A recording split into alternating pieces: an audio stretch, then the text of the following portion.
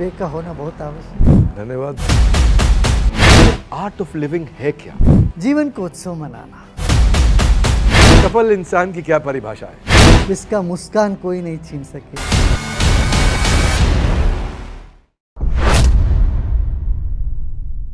हाँ जी, तो आज के मेहमान की बात करूं, जिस उम्र में बच्चा बोल नहीं पाता, माँ और बाप उस उम्र में शुरू कर दिया इन्होंने गीता का जाप। जिनसे मिलने वाले कभी दोस्त की तरह समझाते, कभी शांति दूत बन जाते, समाज में ये बड़ी बड़ी मुसीबतों का मांझा सुलझाते हैं। आज जिनसे मिल रहे हैं उनका थंबनेल पे आपने पिक्चर देख लिया। ये एक व्यक्ति के रूप में इनका जन्म हुआ था, व्यक्तित्व के रूप में लोग इनको जानते हैं और आज विचार के रूप में ये स्थापित हो चुके हैं। हम आ चुके हैं बैंगलोर में। नमस्कार, मैं विवेक बिंद्रा बोल रहा हूं, फाउंडर एंड सीईओ बड़ा business.com।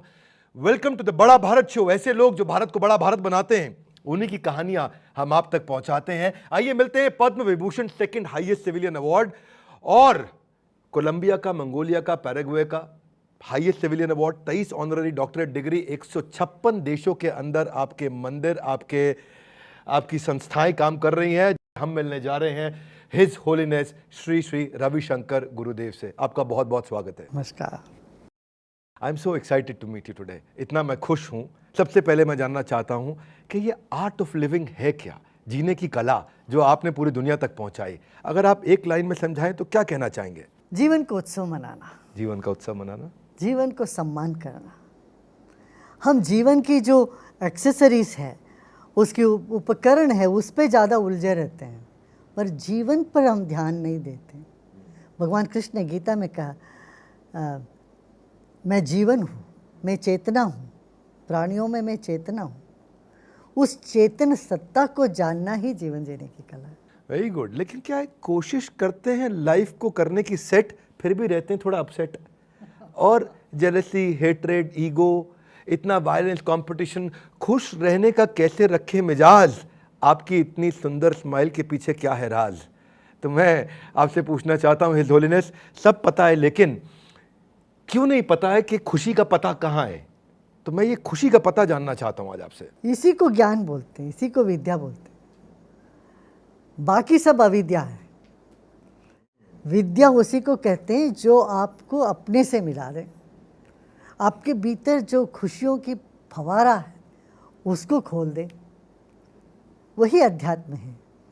अध्यात्म के बगैर विवेक चैन नहीं है जी। व्यक्ति बेचैन है तो वो इस ऊंचाई की तलाश में बेचैन है। वो इधर उधर खोजता है जहाँ वो नहीं मिलता। समझ रहे ना? मैं कहता हूँ तुम दुनिया में चाहे जितना सक्सेस हासिल करना चाहते हो करो, मगर ये मत भूलो उन सब का केंद्र बिंदु तुम हो, और अपने पर ध्यान दो।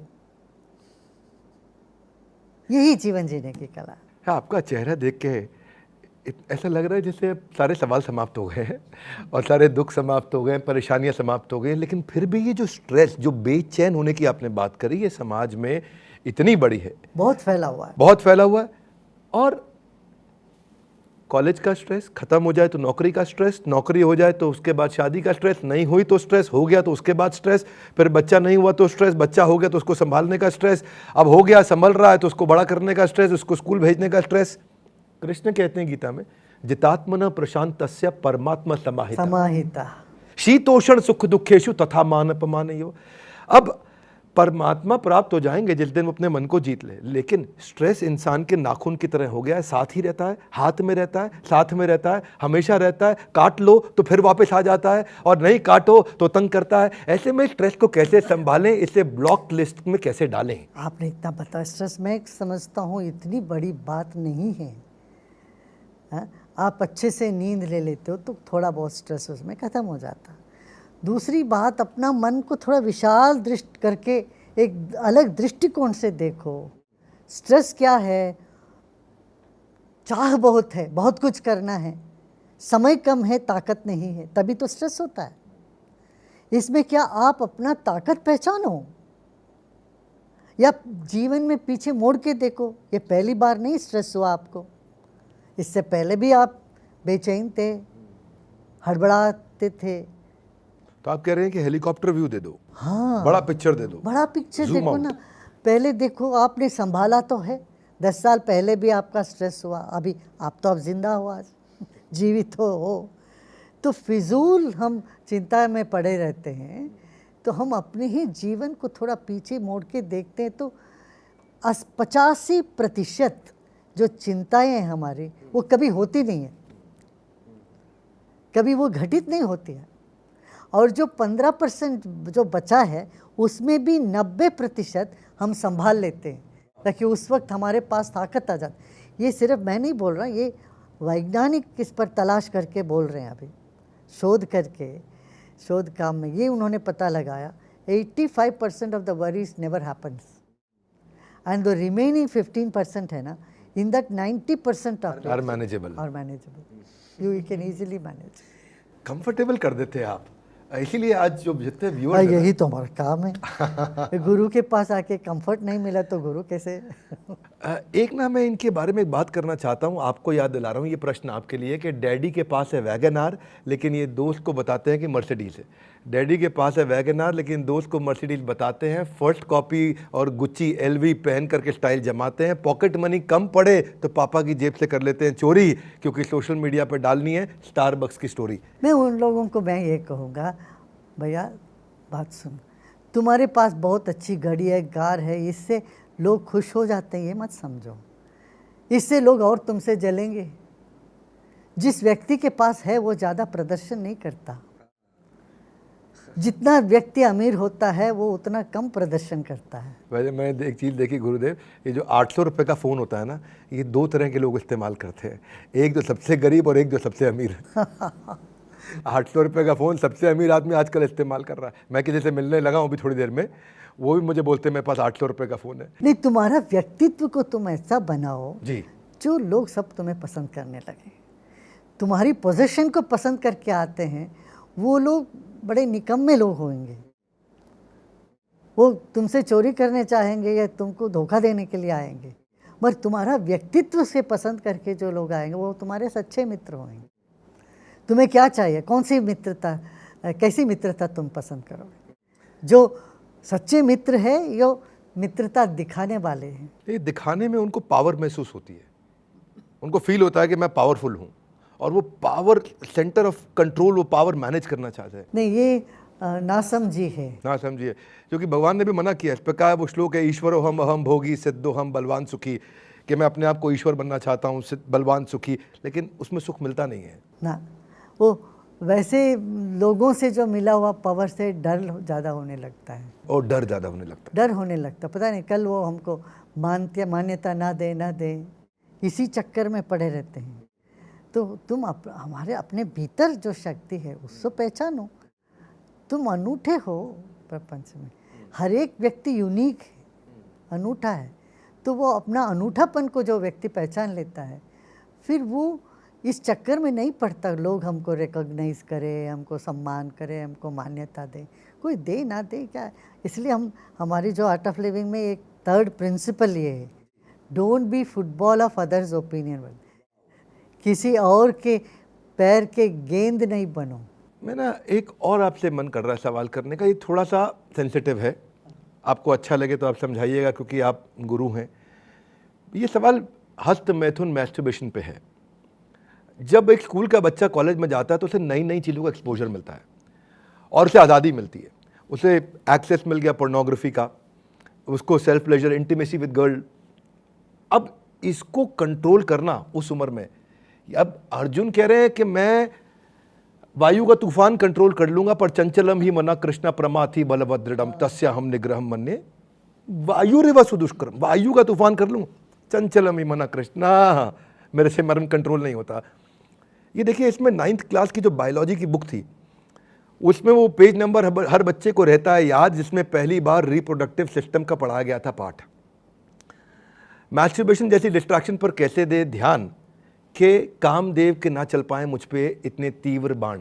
मेरा ये प्रश्न है आपसे कि क्या मैस्टरबेशन ठीक है, गलत है? आपका क्या पर्सपेक्टिव है? आध्यात्मिकता इस विषय में आपके नज़रिए से क्या कहती है? देखो, उस उम्र में क्या है, जितना व्यस्त रहेंगे हम, जितना हम काम करते रहेंगे, सीखते रहेंगे ज़्यादा, फिर काम वासना के झपट में हम नहीं आए। जितना खाली टाइम होता, फ्री टाइम होता है, तभी दिक्कत होती है। फॉर एग्जाम्पल मैं पूछता हूँ, एग्ज़ाम्स के टाइम में किसी भी स्कूल के बच्चों से पूछो, तुम्हें उस वक्त ये थॉट, सेक्स के थॉट तुम्हें ट्रबल करते हैं क्या? वो बोलते नहीं, अरे कल एग्ज़ाम से कौन सा प्रश्न आया, क्या आएगा, इसी में पूरा फोकस रहता है। ऐसे ही किसी का कंपटीशन है, कोई रनिंग रेस पे जा रहा है, या कोई स्टेज पे परफॉर्मेंस नेक्स्ट डे करने वाले, या कोई इंटरव्यू देने जा रहे हैं। जब जीवन की ऊर्जा का कोई और एक चैनल मिल जाता है, तब हम इस पे नहीं जाते हैं, मैस्टरबेशन में, पोर्नोग्राफी में नहीं जाते। जब खाली होता है, अंग्रेजी में कहते हैं empty mind is a devil's workshop. Of course हम लोग दूसरा बात कहते हैं, empty mind is God's dwelling place. But यहाँ पर क्या है, हम तो ये कहेंगे कि अब उस यंग एज में संगीत में, नृत्य में, हास्य में, और एक ऐसा माहौल में रहे जहाँ हंसी मजाक हो, प्रेम हो, तब ये जो टेंडेंसीज हैं वो टेक ओवर नहीं करता व्यक्ति की। अभी जो आपने बताया संगीत में अलग अलग चीज़, एक जगह आपने किसी प्रश्न में उत्तर में कहा भी था कि भाई अगर अकेलेपन को दूर करने में के लिए शादी के अलावा कोई और उपाय है, तो आपने कहा था ध्यान, गान और ज्ञान। मैं ठीक याद कर रहा मैंने? हाँ हाँ बिल्कुल। ध्यान, गान और ज्ञान आपने कहीं बताया था। पर इसमें भी मन लगाते, शादी जो है आजकल टिक नहीं रही। कुछ साल अच्छा लगता है शादी के बाद, उसके बाद तकलीफ बढ़ रही है। यूएस में बहुत ज़्यादा है, 55% of marriages in America are getting divorced in less than 1 year of their marriage time. India में बहुत बढ़ गया है ये। आज शास्त्रों में बताया गया, त्रिनादपि सुनी चेना तरोरी व सहिष्णुना, कि आपको तिनके से विनम्र हो जाओ, पेड़ से ज़रा सहनशील बनो। और यहाँ मन करता भाई कैसे करें भाई, पिछले 10 साल के अंदर हमारे को आज यूएन कह रहा है कि यहाँ पे इंडिया के अंदर नंबर डबल हुआ है पिछले 10 साल के अंदर डिवोर्स का, और कोविड के बाद से दोबारा डबल हुआ है। तो अब जो कुछ कहते हैं जॉइंट फैमिली के कारण है, कुछ कहते हैं लड़कियों की डिमांड बढ़ गई, कुछ कहते हैं फाइनेंशियली इंडिपेंडेंट हो गई इसलिए, कुछ कहते हैं अब लड़कियां बर्दाश्त नहीं करेंगी, अवेयरनेस बढ़ गई है। मुख्य बात यही है, सहनशीलता कम होने लगी। हम क्या हो गए, इतने रेस्टलेस होने लगते हैं और अपनी जो सारी तनाव को दूसरे पर थोपने लगते हैं। तो हमारी जो समस्या का कारण हम दूसरों को मानने लगते हैं। इसलिए ताकि साथ में रहने से, जो साथ में रहते हैं उन्हीं पर तो थोपते हैं ज़्यादा अपना। तो आपने कहा सहनशीलता कम हो गई, इसको बढ़ाने का क्या उपाय है? यही तो है, योग, प्राणायाम, ये सब ये बढ़ाता है। तनाव कम करता है तो सहनशीलता बढ़ जाता है। अब क्या देखिए, यूथ में 2 बात हुई, एक तो डाइवोर्स, दूसरा सुइसाइड केस बहुत ज़्यादा हो गया है, बहुत ज़्यादा बढ़ गया। आपने पीछे ड्रग्स पे भी काफ़ी काम किया, मुझे पता लगा। इसमें यही, एक तो अग्रेशन, आक्रामक मानसिकता, दूसरी तरफ से है ये डिप्रेशन, मानसिक अस्वस्थता। ये दोनों जो छोर है यहाँ पर जूझ रही है आज समाज, पूरी दुनिया में ऐसा है। तो इसको बीच में लाने के लिए मेंटल हेल्थ की जो ध्यान अभी खींच रहे हैं लोग दुनिया भर में, इसी की वजह से, और हिंदुस्तान में इसका उत्तर है। भारत महान है कि भारत के पास ऐसी विद्या है जिससे पूरी दुनिया आज लाभान्वित हो रही है। ब्रेकअप के बाद जो एक्सट्रीम पेन है उससे बाहर आने के लिए आप क्या सुझाव देना चाहेंगे? अगर आप स्पिरिचुअल लीडर नहीं होते और होलीनेस, तो आप क्या होते? शादी का लड्डू जो खाए वही पछताए, जो ना खाए वो भी पछताए। आपके हिसाब से शादी का लड्डू खा के पछताना चाहिए या बिना खाए पछताना चाहिए? आपके लिए क्या ज़्यादा महत्वपूर्ण है, जिस कार्य को करते हैं उससे प्रेम करें या जिससे प्रेम करते हैं वो वाला कार्य करें?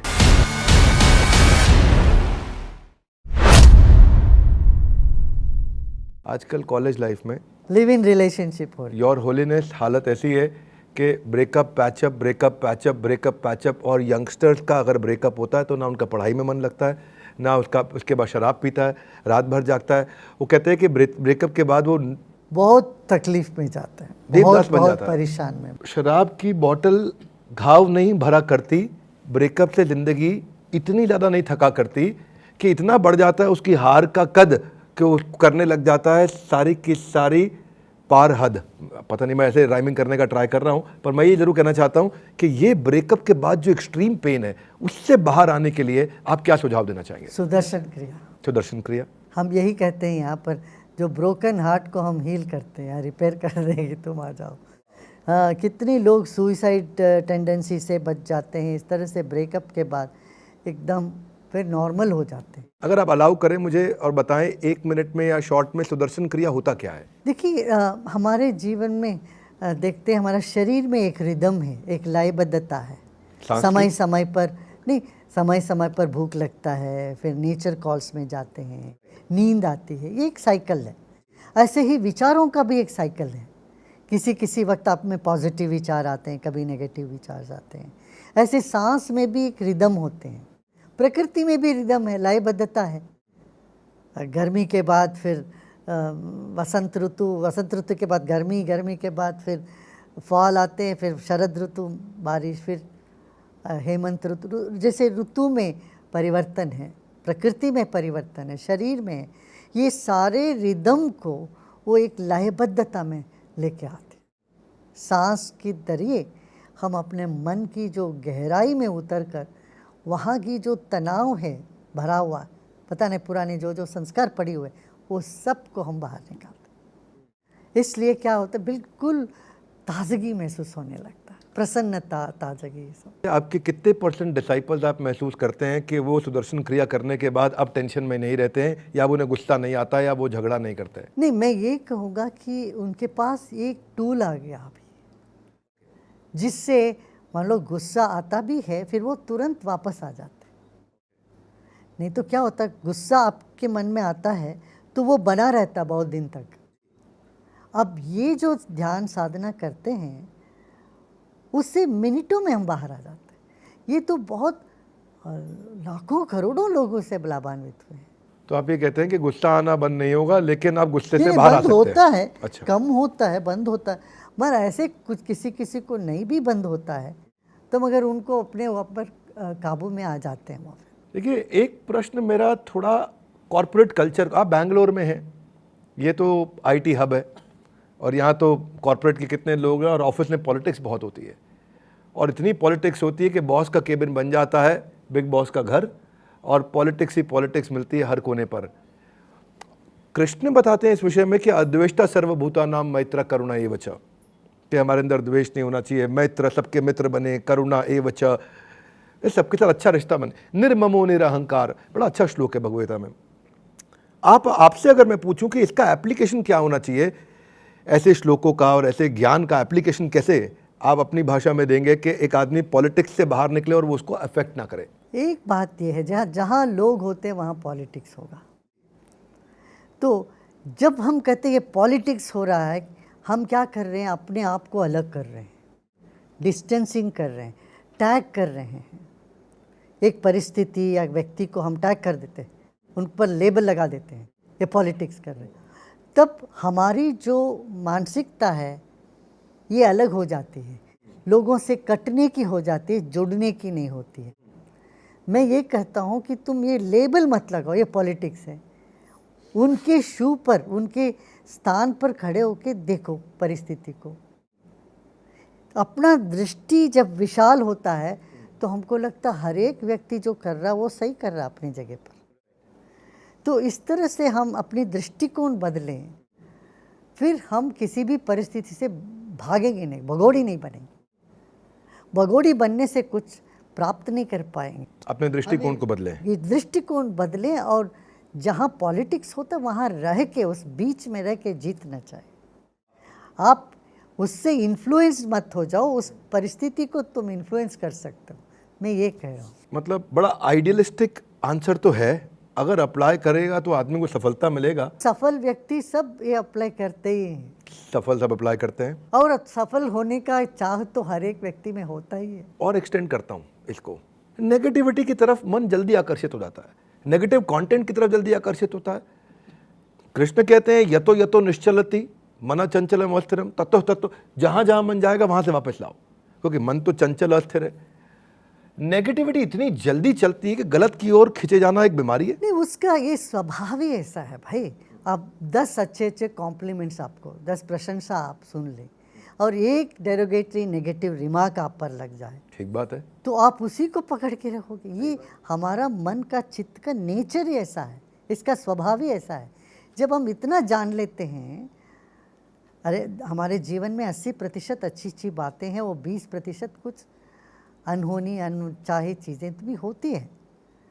और हम उन्हीं को पकड़ के बैठे रहे हैं। यही तो विवेक है। ये विवेक तो यही है। तो ये जान लेना, और विवेकहीन व्यक्ति को तो ना समाज में सुख है, ना यहाँ का सुख है, ना पर का सुख है। तो इसलिए विवेक का होना बहुत आवश्यक है। धन्यवाद, बिल्कुल आवश्यक है। और आप आशीर्वाद दीजिए कि हमारे में भी कुछ विवेक आए और हम और आगे बढ़े, लोगों की मदद करें, उनको इम्पैक्ट करें। एक ना इस तरह का फिलॉसफी होता है कि अच्छा, पहले क्योंकि आप प्रेम की बहुत बात करते हैं, मैं आज आपके एक डिसाइपल से मिला तो उन्होंने बोला कि गुरुदेव में मुझे प्रेम दिखता है, और बड़ा अच्छा लगा मुझे, सुना, मैं चर्चा करा उनसे, थोड़ा और पूछा। तो देखिए, दो तरह की बातें होती है। एक है ब्रजमंडल में चंद्रावली और एक है श्रीमती राधा रानी। चंद्रावली कहती है तदीयता, मैं कृष्ण की हूं। श्रीमती राधा रानी कहती है मदीयता, कृष्ण मेरे हैं। तो कौन, चंद्रावली के कृष्ण के साथ संबंध में रिस्पेक्ट है, मैं कृष्ण की हूं, और इधर अगर राधा रानी के रिलेशनशिप को देखें तो वो लव है, कृष्ण मेरे हैं, प्रेम है। हमारे को समाज में एप्लीकेशन कैसे करना चाहिए? रिश्तों में रिस्पेक्ट रखनी चाहिए कि लव रखना चाहिए? क्योंकि दोनों अलग प्रकार के रिश्ते होते हैं ना, दोनों एक ही सिक्के के दो पहलू है। इसको तुम अलग अलग नहीं कर सकते हो जी। जहाँ प्रेम होता है वहाँ आदर भी होगा, और जहाँ आदर होता है वहाँ प्रेम अपने आप होने लग जाएगा। तो ये एक ही चीज़ की दो पहलू है। रिस्पेक्ट एंड लव दोनों साथ साथ चलेंगे, साथ साथ ही चलेगा। एक होगा तो दूसरा भी आ ही जाएगा, और यदि एक खत्म हो जाता दूसरा भी खत्म हो जाएगा। एक वैसे आपको जानकारी के लिए मैं एक नया सीरीज शुरू किया है, बहुत सफलता मिल रही है। उस सीरीज का नाम है गीता इन एक्शन। गीता को जीवन में कैसे उतारें। मैं स्टेडियम्स में करता हूँ।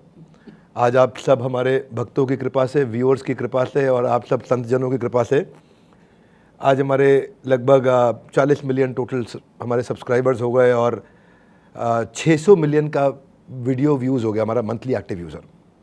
गीता इन एक्शन सीरीज बहुत अच्छा चल रहा है, और अब हमें संत लोगों का आशीर्वाद चाहिए होता, तो आपसे आज थोड़ा लालच भी है मेरा कि आप आशीर्वाद भी दीजिए कि हम लोगों तक ये मैसेज पहुंचा सके कि भगवत गीता आपके जीवन को सुधारने में मदद करेगी। अवश्य अवश्य करना चाहिए। देखिए, जो भी चीज़ सुधार लाती है उसका एक ठोस न्यू होता है, बैकग्राउंड होता है।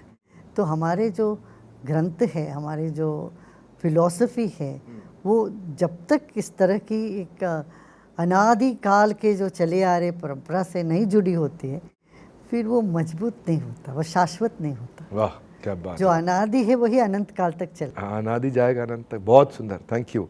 तो इसलिए आप अवश्य करो, इससे लाखों करोड़ों युवाओं को लाभ मिले और सब खुशहाली अनुभव करें जीवन में, सब प्रसन्नता अनुभव करें, और इससे ज़्यादा क्या है। 4-5 मैं रैपिड फायर क्वेश्चन करना चाहता हूँ। हाँ हाँ बिल्कुल। पहला प्रश्न है, आपको तो सब प्यार करते हैं, आप किससे प्यार करते हैं? सबसे करता हूँ। करोड़ों लोग आपको दुनिया में फॉलो करते हैं, आप किसको फॉलो करते हैं? मैं फॉलो करता हूँ तो सत्य के मार्ग पर, ज्ञान के मार्ग को फॉलो। अगर आप स्पिरिचुअल लीडर नहीं होते योर होलीनेस, तो आप क्या होते हैं? अभी भी मैं कहाँ स्पिरिचुअल लीडर हूँ। मैं अपने लिए तो कोई स्पिरिचुअल लीडर नहीं मानता। मैं जो हूँ सो हूँ।